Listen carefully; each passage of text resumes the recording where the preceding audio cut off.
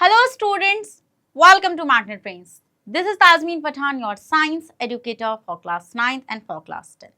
तो जैसे कि मैंने आपको अभी बताया बेटा कि मैं आप लोगों को पढ़ा रही हूँ क्लास 9th और क्लास 10th की साइंस, वो भी फुल कंप्लीट डिटेल्ड कोर्स के साथ जिसमें आपको मिल रहे हैं डेली प्रैक्टिस पेपर्स। स्टूडेंट्स, अगर आप लोग सीबीएसई बोर्ड से आते हैं, हम आपको केजी से लेके क्लास 12 तक की free of cost classes provide कराते हैं। और अगर आप लोग स्टेट बोर्ड से आते हैं जैसे कि MP board, UP board, Bihar board, Delhi board और राजस्थान बोर्ड, तो बेटा हम लोग आपको प्रोवाइड कराते हैं 6 से लेके क्लास 12 तक की free of cost classes. Students, अगर आपको e books and e notes चाहिए, उसका लिंक मिलेगा नीचे डिस्क्रिप्शन बॉक्स में, जाइए और जल्दी से ग्रैब कर लीजिए। और आप हमें फॉलो कर सकते हैं through YouTube, Facebook, Instagram, Twitter, Telegram and WhatsApp. इन सब के थ्रू बेटा आप हमें जल्दी से फॉलो भी कर लीजिए, क्योंकि आपको पता है magnet brains the only platform in India जो आपको हाई क्वालिटी कंटेंट एक्सेस कराता है। सो भाई विदाउट एनी फर्दर डिले शुरू करते हैं बेटा आज का धमाकेदार सेशन, जिसके अंदर हम लोग डिस्कस करने जा रहे हैं क्या, इरिगेशन। व्हाट इज इरिगेशन, क्या होता है मैम इरिगेशन। तो स्टूडेंट्स, हमें पता है कि हमारा एक टॉपिक चल रहा है क्रॉप प्रोडक्शन मैनेजमेंट, जिसके अंदर हमने सबसे पहले सीखा था न्यूट्रिएंट्स के बारे में कि न्यूट्रिएंट्स क्या होते हैं बेटा, मैक्रो और माइक्रो न्यूट्रिएंट्स जो होते हैं। फिर हमने सीखा था न्यूट्रिएंट रिप्लेनिशमेंट के बारे में, जिसमें हमने सीखा था कि भाई किस तरीके से हम लोग न्यूट्रिएंट्स को वापस ला सकते हैं। तो बेसिकली आप न्यूट्रिएंट्स को वापस से सॉइल में कैसे ला सकते हैं बेटा, with the help of manure and fertilisers. Manure and fertiliser का मैंने पूरा का पूरा एक डिटेल सेशन बनाया है, जिसका लिंक आपको नीचे डिस्क्रिप्शन बॉक्स में मिल जाएगा as a previous video link. तो आप जाकर उसको विजिट कर लीजिए स्टूडेंट्स, क्योंकि वो बहुत इंपॉर्टेंट सेशन है एंड वहां पर आपको पता चलेगा मैन्योर्स क्या होते हैं, फर्टिलाइजर्स क्या होते हैं। तो आज का हमारा टॉपिक है बेटा क्रॉप प्रोडक्शन मैनेजमेंट का सेकंड पार्ट, जिसमें हम देखेंगे इरिगेशन क्या होता है। What is irrigation. देखिए स्टूडेंट, आपको ये चीज पता है कि अगर हम कोई क्रॉप उगा रहे हैं तो उस क्रॉप को वाटर की रिक्वायरमेंट होगी फॉर श्योर, कि वाटर तो चाहिए है ना। यस मैम, क्योंकि आपको पता है बेटा फोटोसिंथेसिस के लिए वाटर का होना बहुत ज्यादा जरूरी है, क्योंकि विदाउट वाटर CO2 खाली मिलकर तो खाना नहीं बना सकता ना। Water is very essential for photosynthesis. तो वाटर कहाँ से मिलेगा बेटा, सॉइल से मिलेगा। अब सॉइल में वाटर कहाँ से आएगा, आपको वाटर डालना पड़ेगा।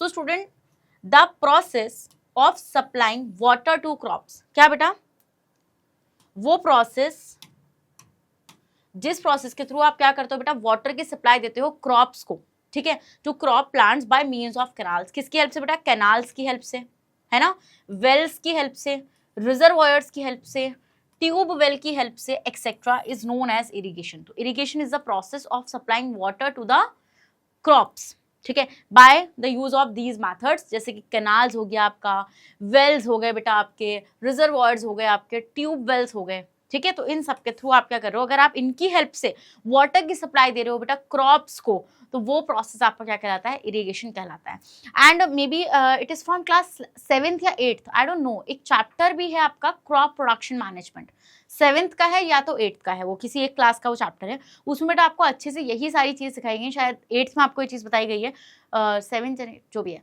क्रॉप प्रोडक्शन मैनेजमेंट है, वहाँ पे तो एक पूरा डिटेल का चैप्टर, आपने ये चीजें पढ़ी भी होंगी। तो इरिगेशन एक ऐसा टर्म है जो हम लोग बचपन से सुनते आ रहे हैं। तो बेसिकली क्लास 9th वालों, ये चैप्टर जो है ये बहुत ही ईजी है, क्योंकि ये आपने पढ़ा है। तो बस आप उसी को ही थोड़ा इलाबोरेट नेटवर्क पर पढ़ रहे हो, ठीक है, मतलब एज अ क्लास 9th पे, बस और कुछ नहीं है। तो इरिगेशन इज व्हाट, आप क्या कर रहे हो बेटा, वाटर की सप्लाई ले रहे हो, वाटर की सप्लाई दे रहे हो। The process of supplying water to crops plant by means of canals, canals की हेल्प से बेटा, वेल्स की हेल्प से, रिजर्वॉयर्स की हेल्प से, ट्यूब वेल्स की हेल्प से, ये आपका इरिगेशन होता है। तो आपको पता है बेटा crop plants get water from soil. आपको पता है बेटा कि पानी जो मिलता है क्रॉप प्लांट्स को, वो कहाँ से मिलता है बेटा, वो मिलता है आपका सॉइल के through. So soil obtains water from rain. तो सॉइल को वाटर कहाँ से मिलता है बेटा, रेन से मिलता है। बट एक बात बताओ यार, अगर हम लोग सिर्फ रेन पर ही डिपेंड रहेंगे, तो जब बारिश नहीं हो रही है तो उस टाइम पर पानी कहाँ से मिलेगा क्रॉप्स को, नहीं मिल पाएगा ना। Yes ma'am. So however sufficient rain is not always available. तो बेटा वही चीज है कि भाई सफिशिएंट रेन मतलब जितनी क्रॉप्स को रेन चाहिए उतनी रेन हमेशा तो अवेलेबल नहीं होती है। हाँ, मॉनसून में बारिश ज्यादा पड़ती है, बट अब ऐसा थोड़ी है कि आप बोल रहे हो कि जो गर्मियों वाले दिन है उसमें इतनी नहीं पड़ रही बारिश, है ना, जो विंटर्स वाले दिन है उसमें नहीं पड़ रही इतनी बारिश। तो अगर आप सिर्फ रेन पर ही डिपेंड रहेंगे बेटा, तो इस तरीके से तो आपकी क्रॉप्स की डेथ हो जाएगी, वो तो मर जाएंगी। So therefore soil is not able to supply sufficient water to crops. तो अगर बारिश नहीं होगी तो सॉइल जो है वो सफिशिएंट अमाउंट ऑफ वाटर को सप्लाई नहीं कर पाएगी क्रॉप को। So the extra water required by crops is met through irrigation. तो जो एक्स्ट्रा वाटर की रिक्वायरमेंट है बेटा जो क्रॉप्स को चाहिए, वो हम लोग उसकी जो एक्स्ट्रा डिमांड है वाटर की, वो हम किससे पूरी कराते हैं बेटा? वो हम पूरी कराते हैं इरिगेशन से। तो basically irrigation is the process of supplying the water to crops by the canals, wells, tube wells and reservoirs. चलिए तो अब देखते हैं बेटा, इन आवर कंट्री, बेटा हमारी कंट्री के अंदर there are 12 major river basins, ठीक है, 12 मेजर रिवर बेसिन्स हैं बेटा और 8 कंपोजिट रिवर बेसिन्स हैं, ठीक है। So ground water also contributes significantly to our total water resources. Ground water जो होता है बेटा, जो जमीन में से निकलता है, वो भी आपका बहुत ही इंपॉर्टेंट रोल प्ले करता है। तो this is replenished by rainfall, ठीक है, ये हम किससे रिप्लेनिश करते हैं बेटा? रेनफॉल से। So however only 55% of our crop area is either partly irrigated और इज अंडर एश्योर्ड इरीगेशन, ठीक है। बेटा हम ये देखते हैं कि जो हमारा 55% क्रॉप एरिया होता है, या तो वो पार्टली इरीगेटेड होता है, ठीक, मतलब कि अबाउट 25%, या फिर वो अंडर एश्योर्ड इरीगेटेड होता है, मतलब जितना अमाउंट ऑफ इरीगेशन उसको देना था आपने उतना नहीं दिया। रिमेनिंग जो है, जो बचा हुआ है बेटा, about 45% of crop area is unirrigated, और कुछ बेटा ऐसा है जो अनइरीगेटेड है, मतलब कि जहाँ पे इरीगेशन हुआ ही नहीं है, एंड इज डिपेंड। तो बेटा एक बात बताओ, अगर वहाँ पर इरीगेशन हुआ ही नहीं है तो वहाँ पर वाटर सप्लाई कहाँ से आ रही होगी? वो सिर्फ वाटर सप्लाई पर डिपेंड होते हैं बेटा, रेनफॉल वाली, मतलब जो भी रेनफॉल होगी बस वहीं से उनको वाटर सप्लाई मिलेगी, जो आपका 45% क्रॉप एरिया है, ठीक है, dependent on rain for the cultivation of crops. So it is called rainfed agriculture. इसको हम लोग क्या बोलते हैं बेटा? इसको हम लोग बोलते हैं rainfed agriculture. So the success of rainfed agriculture depends upon timely and sufficient rain during most of the growing season. तो बेटा हम ये देखते हैं, ये जो आपका रेनफेड एग्रीकल्चर है, ये तभी सक्सेस होता है जब आपकी जो क्रॉप है वो आप ऐसे सीजन में उगा रहे हो जिस सीजन में आपकी बारिश ज़्यादा पड़ती हो। बट आपको पता है बेटा कि आपकी जो क्रॉप्स होती हैं वो ऐसे नहीं आप किसी भी सीजन में उगा दोगे, उनका एक, हम बोलते हैं ना कि एक पर्टिकुलर सीजन होता है। जैसे अगर मैं कॉलीफ्लावर की बात करूं, है ना, गोभी की बात करूं, तो वो कब उगती है बेटा? वो आपकी विंटर में उगती है। कब उगती है आपकी? वो आपकी विंटर में उगती है, तो आप उसको गर्मियों में नहीं उगाएंगे। तो मतलब कि इन सब के रिक्वायरमेंट्स अलग होती हैं, ठीक है। सो स्कार्सिटी होती है बेटा, पानी की कमी हो गई है, ठीक है। And irregular distribution of rain can cause drought. बेटा अगर आप पानी की सही से सप्लाई नहीं दोगे, है ना, और इररेगुलर डिस्ट्रीब्यूशन होगा रेन का, तो जिससे क्या होगा बेटा? जिससे सूखा पड़ जाएगा। ड्रॉट का मतलब होता है सूखा पड़ना, ठीक है। आप देखते हैं, आपने बहुत सारी इमेजेस देखी होंगी राजस्थान वाले एरिया की भी, कि आपकी जो जमीन है वो फट गई है। तो जमीन फट गई है, बिल्कुल सूखा पड़ा है वहां पे, क्योंकि बेटा वहां पे पानी की कमी है। क्या? वहां पर आपके पानी की कमी है। So drought prone areas generally have a light soil. बेटा हम ये देखते हैं कि जो ड्रॉट प्रॉन एरियाज होते हैं वहां पे क्या होती है? आपकी लाइट सॉइल होती है। लाइट सॉइल मतलब कि सैंड रिच सॉइल, जहां पर रेत ज्यादा होगा, रेतीली मिट्टी होती है वहां की, which is unable to retain water. बेटा रेनी मतलब जो आपकी जो रेतीली मिट्टी होती है ना बेटा, वो वाटर को ज़्यादा अच्छे से होल्ड नहीं कर सकती। मतलब कि आपकी जो रेतीली मिट्टी होती है उसकी वाटर होल्डिंग कैपेसिटी बहुत ही कम होती है। So they are therefore more affected by drought. तो इसलिए ये एरिया ज़्यादा सूखा मतलब यहाँ पे पड़ता है, क्योंकि भाई मान लो बारिश पड़ी, अब बारिश जब पड़ी बेटा, मिट्टी थी रेतीली, तो ज़्यादा टाइम तक वो पानी को होल्ड ही नहीं कर पाई। तो अगर वो पानी को होल्ड नहीं कर पाई बेटा, तो वहाँ पर पड़ गया सूखा। क्या पड़ गया बेटा? वहाँ पे पड़ गया सूखा आपका। सो पुअर मॉनसून्स और rain tend to result in crop failure. बेटा पुअर मॉनसून मतलब मान लो सही से बारिश नहीं हो पा रही है मानसून के महीने में, ठीक है, या फिर रेन सही से नहीं हो पा रही है, अच्छी जितनी सफिशिएंट आपको चाहिए थी उतनी रेनिंग हो ही नहीं पा रही है बेटा, तो उस केस में आपका क्रॉप फेलियर हो जाता है। क्रॉप फेलियर मतलब कि आपकी जो पूरी फसल है वो खत्म हो जाती है, ठीक है। और आप देखते हैं बेटा कुछ एरियाज ऐसे हैं जहां पर इतनी ज्यादा बारिश पड़ती है बेटा, वहां पे बारिश में डूब के खत्म हो जाती हैं क्रॉप्स, ठीक है। सो बेसिकली अभी हमारा मेन कंसर्न क्या चल रहा है कि भाई आपका जो रेनफेड एग्रीकल्चर है, तो रेनफेड एग्रीकल्चर का मतलब क्या है? ऐसा एग्रीकल्चर जिसमें जो वाटर सप्लाई है वो सिर्फ रेनफॉल से आएगी, और रेनफॉल आपको पता है बेटा अगर जरा सा भी ऊपर नीचे हुआ तो क्रॉप क्या हो जाएगी? आपकी क्रॉप आपकी पूरी तरीके से खत्म हो जाएगी। So however agriculture scientist have developed some crop varieties. तो बेटा एग्रीकल्चर जो साइंटिस्ट होते हैं उन्होंने कुछ टेक्निक्स को डेवलप किया, ठीक है, कुछ ऐसी क्रॉप वेराइटीज को डेवलप किया which can grow in rainfed areas and survive drought conditions, जो आपकी रेनफेड एरियाज में उग रही हैं और वो ड्रॉट कंडीशन से सर्वाइव कर सकती हैं। ड्रॉट कंडीशन मतलब कि अगर सूखा पड़ भी जाता है तो वो मरेंगी नहीं, ठीक है। ऐसी क्रॉप वेराइटीज को हमारे साइंटिस्ट ने क्या किया बेटा? प्रिपेयर किया। Yes ma'am. तो मतलब बेसिकली पता है यहाँ पे क्या है, इस चैप्टर का मेन एजेंडा ही है कि आप किस तरीके से फूड रिसोर्सेज में इंप्रूवमेंट ला सकते हैं। तो इंप्रूवमेंट बेटा अगर मान लो आप रेनफेड एग्रीकल्चर कर रहे हो तो आप रेन पर ही डिपेंड हो for the water supply, but if in case अगर आप सेम मतलब आपकी जो क्रॉप्स हैं वही रहेंगी बेटा, तो वो तो हमेशा मरती चली जाएंगी, क्योंकि अब मान लो वो सूखा बर्दाश्त ही नहीं कर पा रही है, मतलब उनको ज़्यादा वाटर रिक्वायरमेंट चाहिए और वो आप नहीं दे पा रहे हो तो उनकी डेथ हो रही है। बट अगर आप क्या कर रहे हैं बेटा, अगर आप ऐसी क्रॉप वेराइटीज़ को इंट्रोड्यूस कर रहे हैं जो सूखा, अगर सूखा पड़ भी गया तो भी वो उसको झेल कर ले जाए बेटा, तब आपका मतलब कि आप बोल सकते हैं कि इंप्रूवमेंट लेकर आ रहे हैं आप चीज़ों में। इस तरीके से समझ रहे हैं ना अभी वाला point. So, water management is arranging and supplying required water to crops without harming soil aeration. बेटा अब जब ऐसी सारी चीज़ों क्रॉप वैरायटीज को इंट्रोड्यूस किया गया, बट अब मान लो कि आप पानी भी सप्लाई करा सकते हो ना, तो हमने क्या किया बेटा, मतलब हमने नहीं, साइंटिस्ट ने क्या दिमाग लगाया कि भाई वाटर मैनेजमेंट सिस्टम बनाइए, ठीक है। तो वाटर मैनेजमेंट को अरेंज किया गया जिससे कि आपका जो क्रॉप को रिक्वायर्ड वाटर जितना चाहिए उतनी सप्लाई हम उसको दे सकें विदाउट हार्मिंग द सॉइल। बेटा सॉइल को बिना हार्म करे, चेंज ऑफ वाटर टेबल और causing water logging and soil salinity. बेटा पानी भी नहीं मिट्टी में रह जाए, है ना, और सॉइल सैलिनिटी भी ना बढ़ जाए। सो एडवांटेजेस ऑफ इरिगेशन, तो बेसिकली इरिगेशन के क्या क्या एडवांटेजेस होते हैं बेटा, मतलब कि कैसे यूजफुल है इरिगेशन। तो आप सबसे इंपॉर्टेंट तो ये चीज़ समझ पा रहे हैं, ऐसे एरियाज बेटा जहाँ पर सूखा पड़ जाता है, ठीक है, जहाँ पर ड्रॉट आ जाता है, तो उस केस में अगर आप इरिगेशन प्रोवाइड करा रहे हैं बेटा, आप वाटर सप्लाई प्रोवाइड करा रहे हैं, तो इस केस में वो जो क्रॉप्स मर रही थी बेटा, अब वो नहीं मरेंगी और वो भी आपकी ग्रो करेंगी। Yes ma'am. So in agriculture irrigation fulfil the following goals. तो इन गोल्स को क्या होता है बेटा, आपका एग्रीकल्चर जो है, मतलब इरिगेशन जो है एग्रीकल्चर में क्या कर देता है, पूरा कर देता है। So crop plants are irrigated with fresh water. तो हम ये देखते हैं बेटा जो आपके क्रॉप प्लांट्स होते हैं वो इरिगेट किए जाते हैं फ्रेश वाटर से, ठीक है। कभी भी आपको क्या नहीं करना है बेटा, ऐसे समुद्र के पानी से उसको इरिगेट नहीं कराना है। तो आपको क्या करना है बेटा, आपको फ्रेश वाटर की सप्लाई देनी है, किसको, क्रॉप प्लांट्स को। 2 एसेंशियल एलिमेंट्स टू देम, और उसमें बेटा 2 एसेंशियल एलिमेंट्स आपके होने चाहिए। कौन सा बेटा, हाइड्रोजन और ऑक्सीजन। क्या, hydrogen and oxygen. Both of these elements are present in water molecules and are necessary for growth and development of crop plants. और बेटा ये दोनों ही essential elements जो होते हैं वाटर के मॉलिक्यूल में प्रेजेंट होते हैं। आपको पता है ना वाटर का मॉलिक्यूल क्या होता है, H2O। तो वाटर में हाइड्रोजन भी है और ऑक्सीजन भी है। और हाइड्रोजन और ऑक्सीजन, पहले मुझे ये बताइए आप कि हाइड्रोजन और ऑक्सीजन मैक्रो न्यूट्रिएंट होता है बेटा या माइक्रो न्यूट्रिएंट होता है? इसका आंसर आप मुझे कमेंट बॉक्स में बताएंगे कि आपका हाइड्रोजन और ऑक्सीजन मैक्रो है या फिर माइक्रो न्यूट्रिएंट है। बताओ भाई जल्दी से इसका आंसर मुझे कमेंट बॉक्स में। ये क्या हो जाता है यार, देख रहे हो क्या हो जाता है इसको।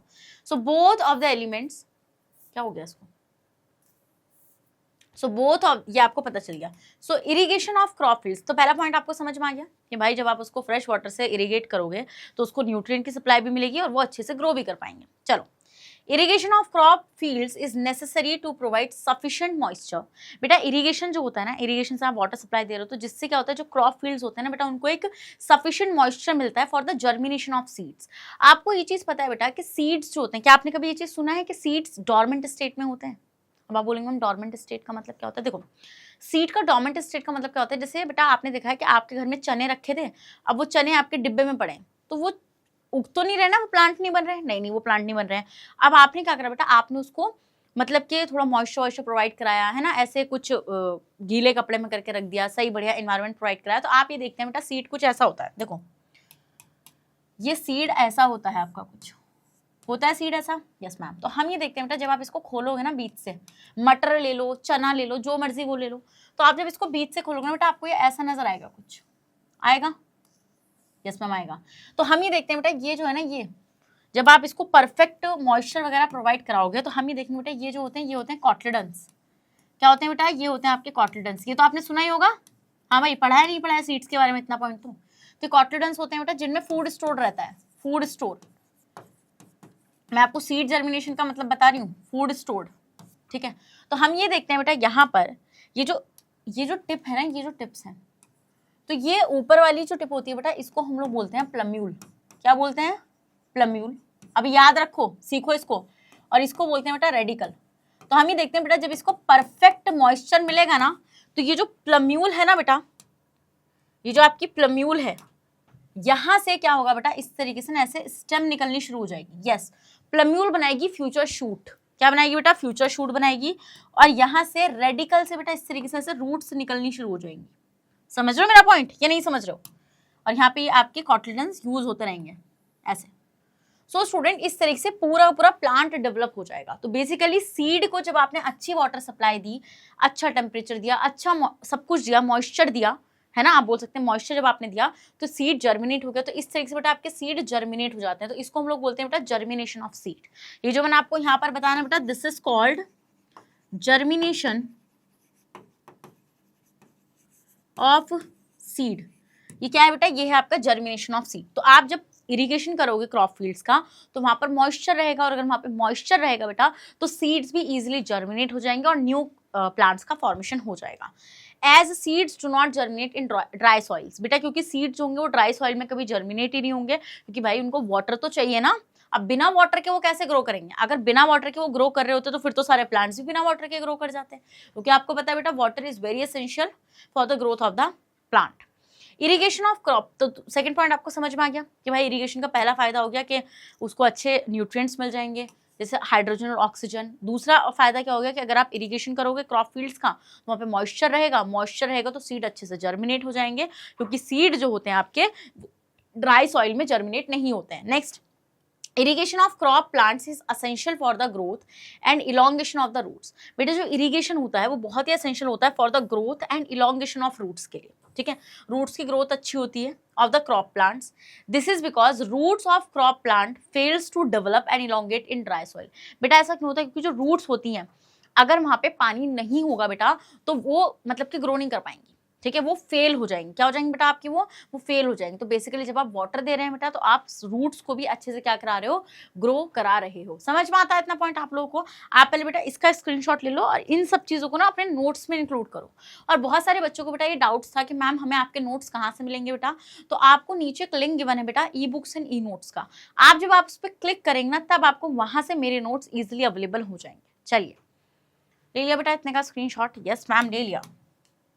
सो नेक्स्ट आता है fourth point, fourth advantage, irrigation is necessary to increase the number of aerial branches, है ना। एरियल ब्रांचेस को बढ़ाने के लिए बेटा इरिगेशन बहुत इंपॉर्टेंट होता है, so as to get a good crop yield, ठीक है, जिनको हम टिलर्स भी बोलते हैं। एरियल ब्रांचेस मतलब कि जो आपकी ब्रांचेस नहीं होती हैं, ट्रीज की जो ब्रांचेस होती हैं उनको इंक्रीज करने में भी इसका बहुत इंपॉर्टेंट रोल होता है। Next, irrigation is essential for the absorption of nutrient elements, correct. बेटा इरिगेशन से क्या होता है, न्यूट्रिएंट एलिमेंट्स हमें मिल जाते हैं by the crop plants from the soil. The irrigation water tends to dissolve the nutrients. बेटा मैंने आपको ये चीज बताई थी कि मान लो ये आपके पास ट्री है और ये रूट है, ठीक है, तो रूट से यहाँ पे बेटा रूट हेयर की हेल्प से, किसकी, रूट हेयर की हेल्प से वाटर चढ़ता है बेटा। क्या चढ़ता है आपका, वाटर चढ़ता है रूट हेयर की हेल्प से। चढ़ता है नहीं चढ़ता है, यस मैम। तो बेटा वो जो न्यूट्रिएंट्स होते हैं ना वो वाटर में सॉल्युबल होके ही ऊपर की तरफ चढ़ते हैं, ठीक है, वाटर सॉल्युबल होते हैं। तो हम ये देखते हैं बेटा आपका the irrigation water tends to dissolve the nutrients present in the soil of a crop field. तो जितने भी न्यूट्रिएंट्स बेटा सॉइल में प्रेजेंट होते हैं वो न्यूट्रिएंट्स क्या होते हैं बेटा आपके वाटर में डिसॉल्व हो जाते हैं टू फॉर्म अ सोल्यूशन, जिससे एक सोल्यूशन बन जाता है बेटा।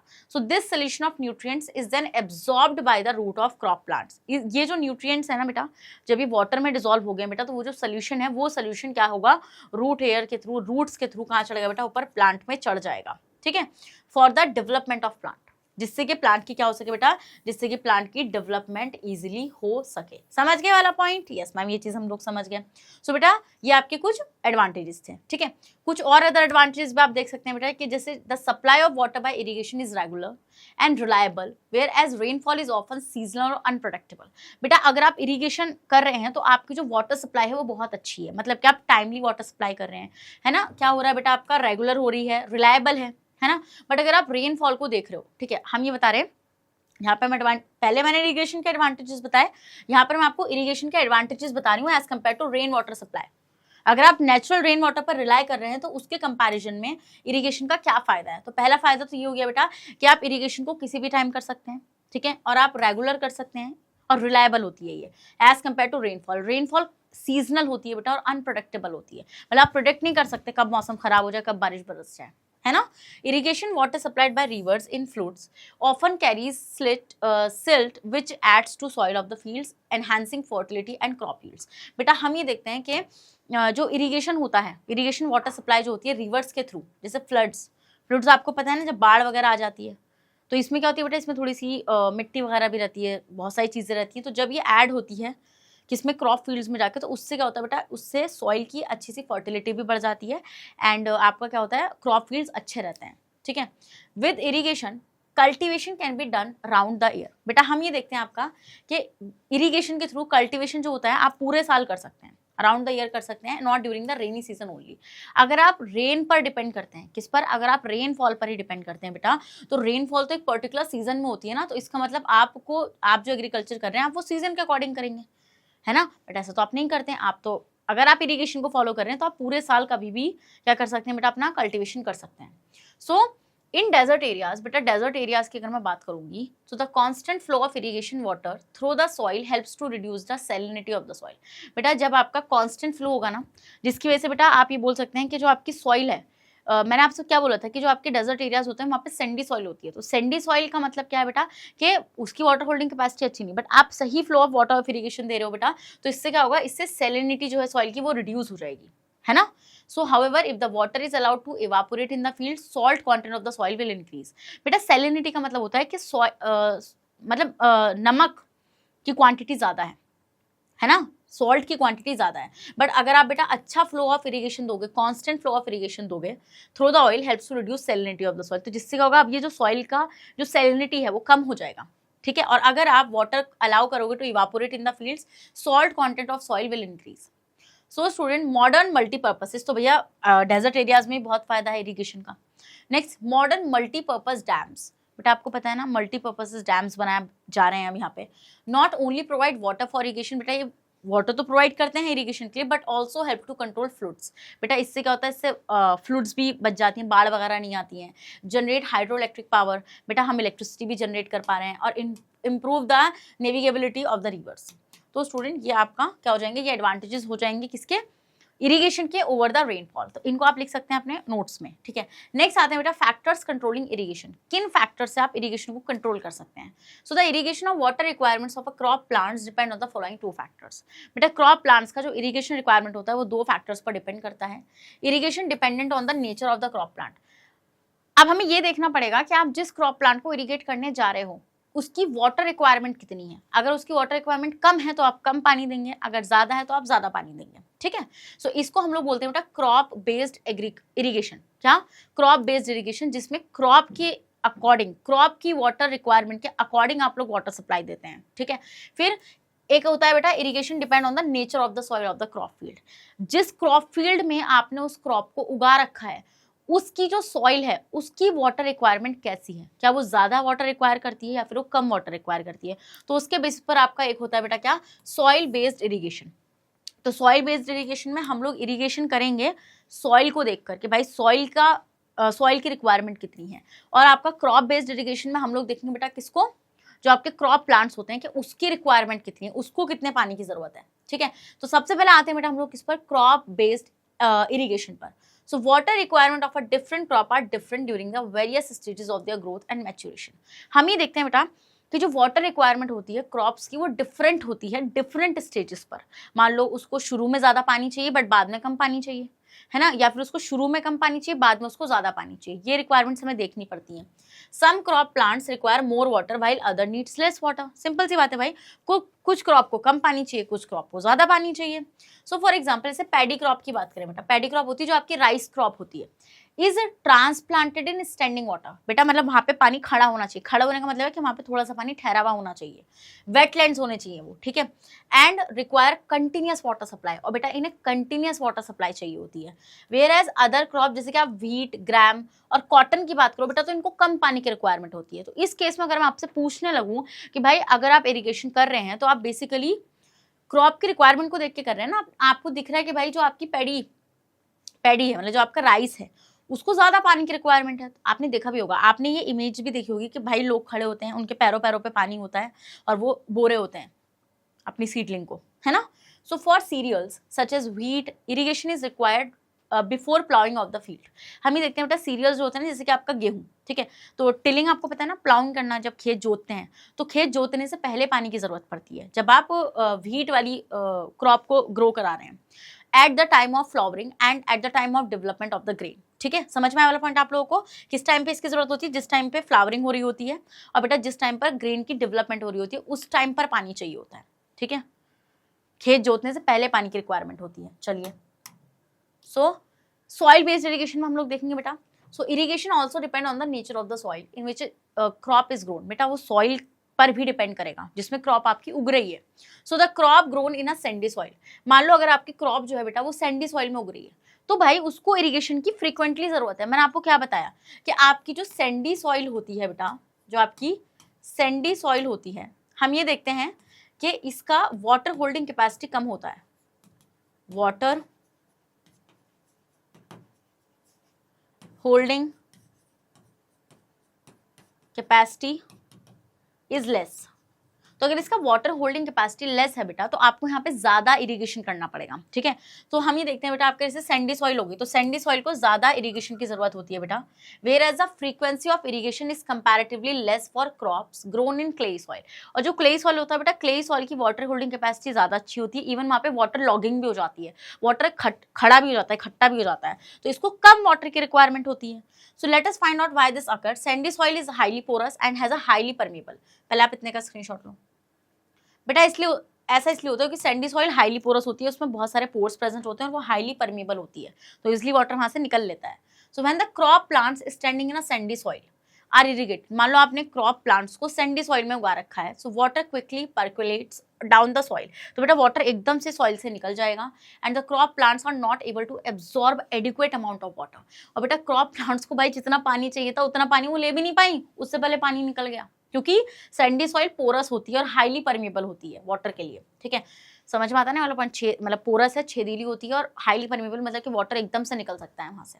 सो due to the poor water retaining capacity, बेटा पुअर वाटर रिटेनिंग कैपेसिटी मतलब कि वो वाटर को होल्ड नहीं कर सकती है अच्छे से, the crop cultivated in Sandy soil needs more frequent irrigation.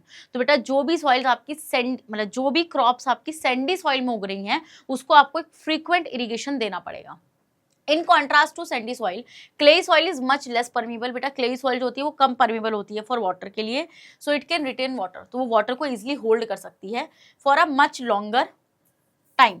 So when the crop grown in a clay soil are irrigated, the water persists in the soil for a longer time, and as a consequence, plant grown in a clay soil can absorb this water in adequate amount. तो बेटा हम देखते हैं अगर clay soil की water holding capacity अच्छी है, तो उसमें जो crops आपकी उग रही हैं वो crops जितना amount उनको water चाहिए उतना amount of water वो easily ले सकती हैं। Yes ma'am.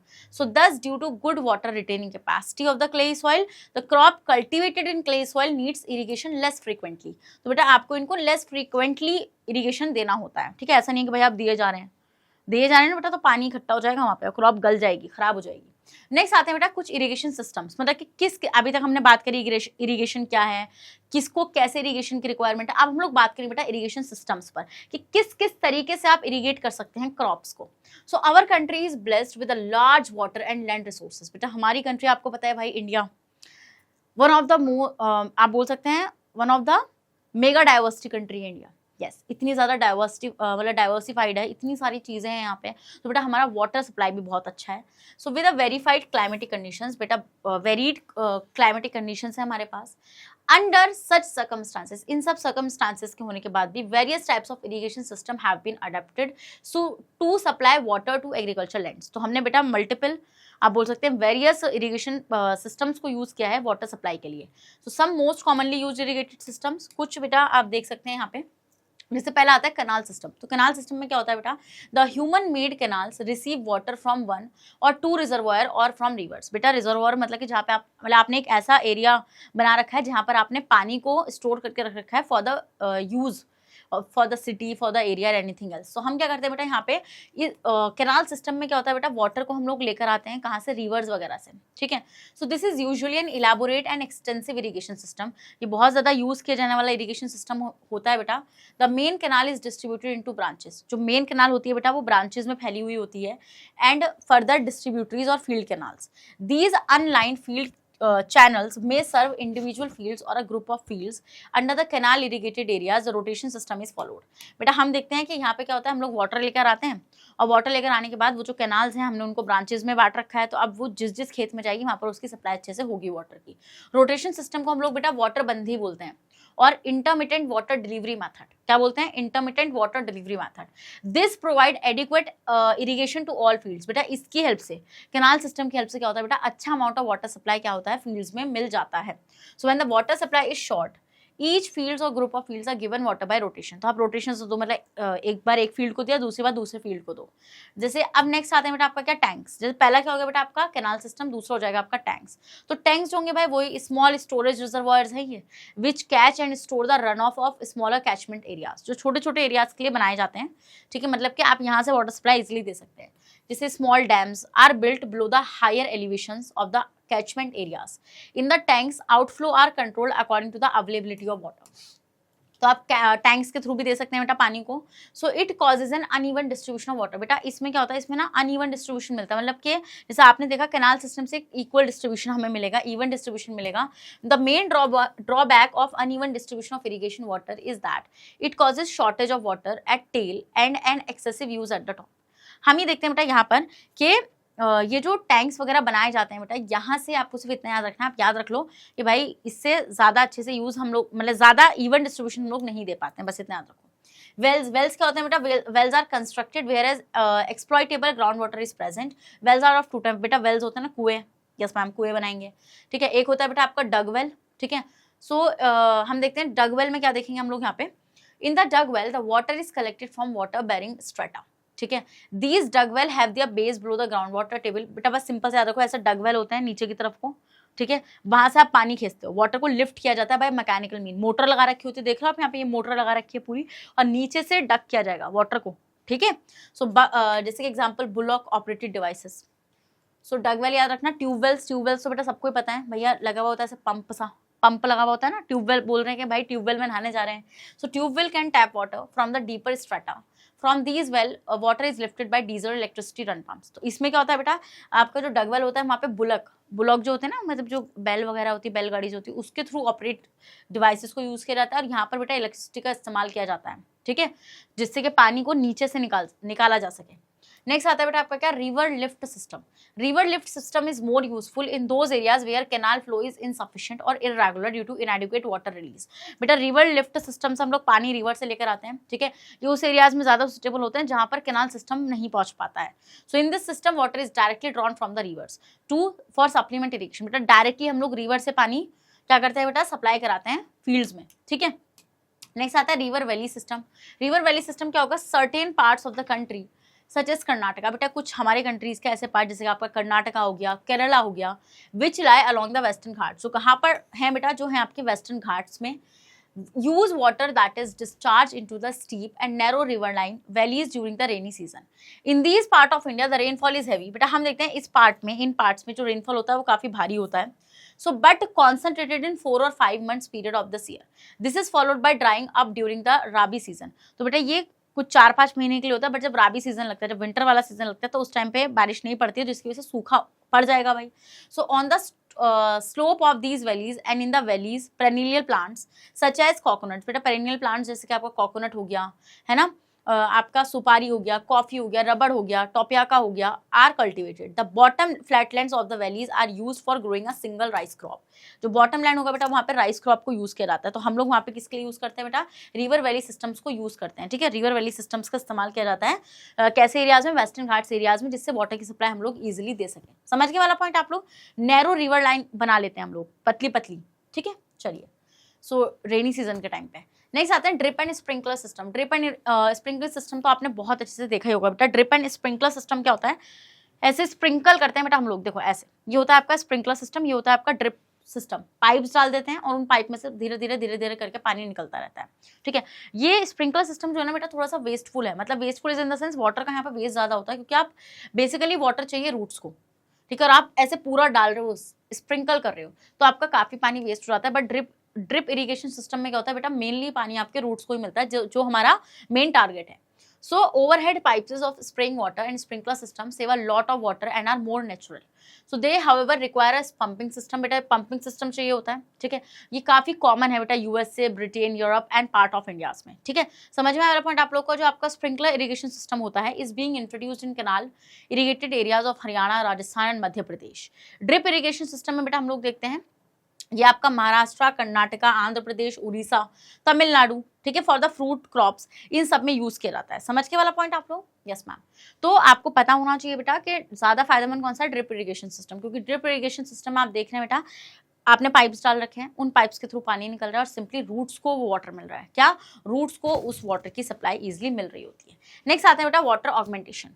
So water availability for irrigation can be assured by augmenting groundwater. It is carried out by following two methods. बेटा अगर आपको इरिगेशन करना है तो बेसिकली आपको उस इरिगेशन के लिए पानी तो लगेगा। अब वो पानी आप कहाँ से लेकर आएंगे बेटा? अब पानी लाने का क्या है बेटा? एक होता है आपका रेन वाटर हार्वेस्टिंग, दो मेथड्स, और एक होता है आपका वाटर शेड मैनेजमेंट। तो रेन वाटर हार्वेस्टिंग में आप देखेंगे rain water is not allowed to go waste. बेटा रेन वाटर जो होता है ना, हम उसको वेस्ट नहीं होने देंगे। It is collected and used for recharging ground water by sinking deep drain pipes. It can be poured into wells or used to recharge groundwater by digging up wells.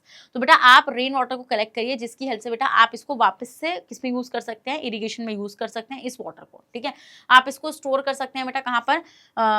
Wales वगैरह में आप इसको store करके रख लीजिए। ठीक है, so water shade management में क्या होता है? Small check dams are built up in watershed areas to increase percolation of water into ground, reduce flow of rain water and prevent soil erosion. बेटा वाटर शेड सिस्टम हम लोग देखते हैं, छोटे छोटे हम लोग डैम्स बनाते हैं। ठीक है, small dams are built up in watershed areas में बनाए जाते हैं बेटा, जिससे क्या होता है? जिससे सॉइल एरोजन नहीं होता है। ठीक है, जो फ्लो ऑफ आपका क्या बोलते हैं रेन वाटर, वो भी नहीं, मतलब हमारा वाटर भी वेस्ट नहीं होता है। ठीक है, तो बेसिकली स्टूडेंट ये हो जाएगा आपका क्या पूरा टॉपिक फॉर द इरिगेशन। तो इरिगेशन में जो आपको मेन चीज याद रखनी है, एट योर लेवल जितना आपके एग्जाम में आएगा वो इतना आएगा कि इरिगेशन क्या होता है। तो आपको पता है supply of water through the canals, reverse and reservoirs and etcetera, dams वगैरह, इन सब के थ्रू आप कुछ इरिगेशन सिस्टम्स याद कर लेने से ड्रिप इरिगेशन सिस्टम आपका क्या हो जाएगा? स्प्रिंकलर वाला इरिगेशन सिस्टम ऐसे याद रख लेना, canal systems, river valley system, river systems, इन सबको याद रख लेना एंड एडवांटेजेस पढ़ लेना। बस this is all about for this session students. I hope आपको अच्छे समझ में आ चुका है कि इरिगेशन क्या होता है। बेसिकली मैं आपको एक बात बताऊंगी, ये चैप्टर आपको लग रहा होगा मैम हम कहाँ से साइंस पढ़ते पढ़ते एसएसटी में चले गए। हाँ मुझे पता है, आई नो, बट क्या कर सकते हैं, पढ़ना है आपको। ठीक है, क्योंकि एग्रीकल्चर एक आप बोल सकते हैं ब्रांच ऑफ साइंस है, तो उसमें बेटा अगर कोई बंदा एग्रीकल्चर में जा रहा है तो उसको ये सारी चीज़ें पता होनी चाहिए। ठीक है, तो आप देख रहे हैं बेटा हम लोग कितनी मेहनत से आपको पढ़ा रहे हैं, कितने अच्छी तरीके से पढ़ाने की कोशिश की जा रही है। अगर आप लोग सीबीएसई बोर्ड से आते हैं बेटा, हम आपको केजी से लेकर क्लास 12 तक की free of cost classes provide कराते हैं। और अगर आप लोग स्टेट बोर्ड से आते हैं जैसे कि MP board, UP board, Bihar board, Delhi board and Rajasthan board, तो बेटा हम लोग आपको प्रोवाइड कराते हैं 6 से लेकर क्लास 12 तक की free of cost classes. Students अगर आपको e books and e notes चाहिए, उसका लिंक मिलेगा नीचे डिस्क्रिप्शन बॉक्स में, जाइए और जल्दी से ग्रैब कर लीजिए। और आप हमें फॉलो कर सकते हैं through YouTube, Facebook, Instagram, Twitter, Telegram and WhatsApp, इन सब के थ्रू बेटा आप हमें जल्दी से फॉलो भी कर लीजिए, क्योंकि आपको पता है the only platform in India जो आपको हाई क्वालिटी कंटेंट एक्सेस कराता है वो है सिर्फ और सिर्फ आपका मैग्नेट प्रिंस। अब बेटा मैं मिलूंगी आपसे नेक्स्ट सेशन में, जहां पर हम लोग सीखेंगे क्रॉपिंग पैटर्न्स क्या होते हैं। तो क्रॉप प्रोडक्शन मैनेजमेंट का आज हमने सेकंड पार्ट भी कंप्लीट कर लिया है बेटा, जहां पर हमने सीखा इरिगेशन क्या होता है। इस सेशन को जल्दी से जल्दी अपने फ्रेंड्स को शेयर करो, जिससे वो भी सीख पाए इरिगेशन क्या होता है। तो अब मैं मिलूंगी आपसे नेक्स्ट सेशन में, जब तक अपना ख्याल रखेगा, बनी रहेगा मेरे साथ मैग्नेट ब्रेन्स पर। Thank you so much.